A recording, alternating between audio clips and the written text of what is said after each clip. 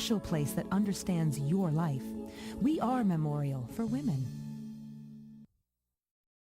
Have you gone from being someone who was productive and happy, who enjoyed life and time spent with friends, to a person alone and confused? You can turn it around like others who have gotten help. Have you or a loved one become addicted to pain pills or other opiates? If so, Behavioral Health Group's Lake Charles Substance Abuse Clinic can help. Please call 337-433-8281 to schedule a confidential appointment.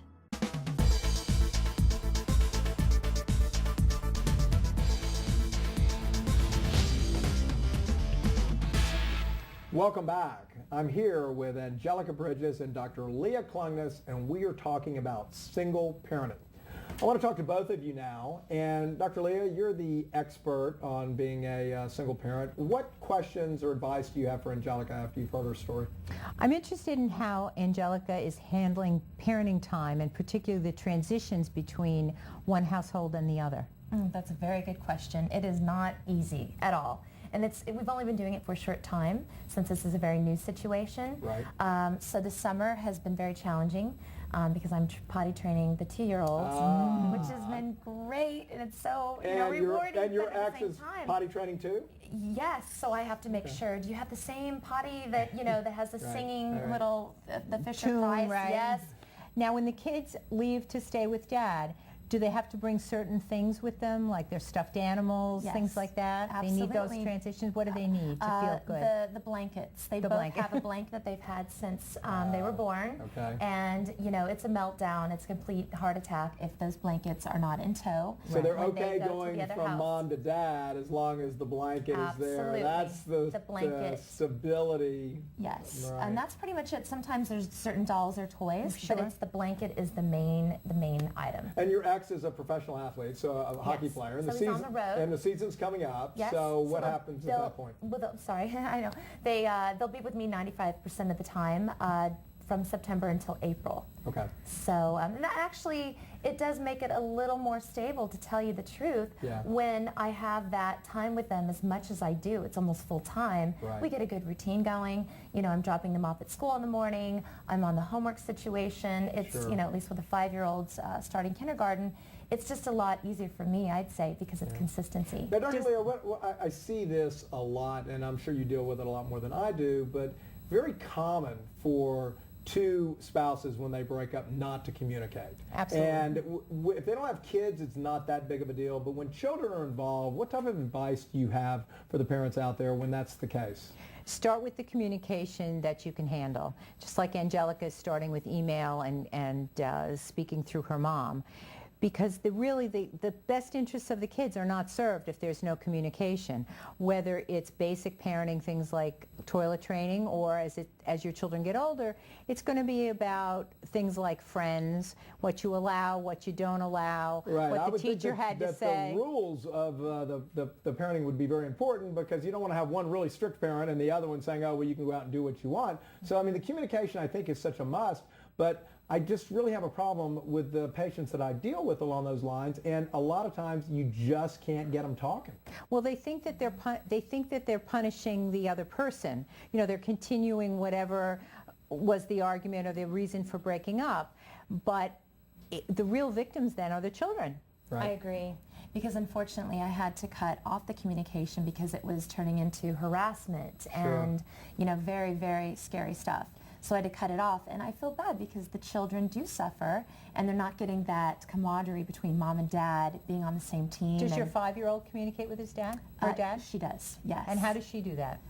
She's really says it like it is. She's Okay. just very, very vocal and knows what she wants, and is a very good communicator on her feelings and emotions. Does she call him up on the phone? Yes, she does. Wow. Wow, yes. that's fantastic. She's 5 going on 13, so that's great. Yeah, that 5 helps. going on 13. Yeah. That's always a good thing. She'll be Or emailing maybe before we not. know it, right? Yes, I did get her an email address. Angelica, any closing thoughts? Yeah, that was a great point. You just work toward it. Each day is a new day. You just try to be positive and think about the kids. That's the most important thing is the children. You got to really not be selfish. Put your stuff aside and think about the project of raising these children to be amazing adults. Right.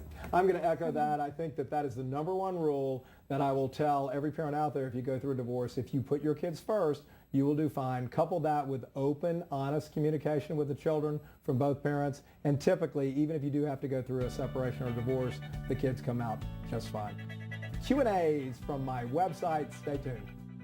If you or a loved one is experiencing depression, anxiety, or bipolar disorder, there is help locally. Bridgeway Psychiatric Center offers a day treatment program that combines medication management with psychotherapy to decrease symptoms and help clients get back to the things they enjoy. If these symptoms describe you or someone you know, Bridgeway can help.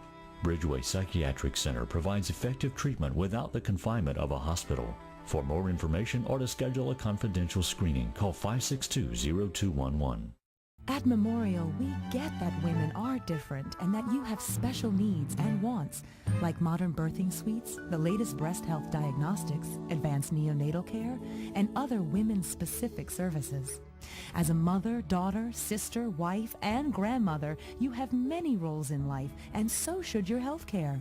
That's why there's Lake Charles Memorial Hospital for Women, a special place that understands your life. We are Memorial for Women. Have you gone from being someone who was productive and happy, who enjoyed life and time spent with friends, to a person alone and confused? You can turn it around like others who have gotten help. Have you or a loved one become addicted to pain pills or other opiates? If so, behavioral health groups Lake Charles Substance Abuse Clinic can help. Please call 337-433-8281 to schedule a confidential appointment. Dear Dr. D, I have a 4-year-old son who is a very kind and loving boy. His father has been in and out of his life and has a history of drug use and abusive behavior with his girlfriends, including me. He signed his rights away 6 months ago, but I've offered to let him see my son, but he refuses unless he can spend the night. The problem is my son misses his dad. When he's cranky, gets in trouble, or gets upset, he will cry, "I miss my dad." And it breaks my heart to see him so sad. Am I doing the right thing? Lindsay. I'm going to throw this right over to you, Dr. Leah. This very sad email here. What Very do you? sad. Yeah. She might want to reconsider spending the night with his dad if he does it somewhere where she feels comfortable that there's supervision. I.e. grandparents' house, for example? something like that. Okay.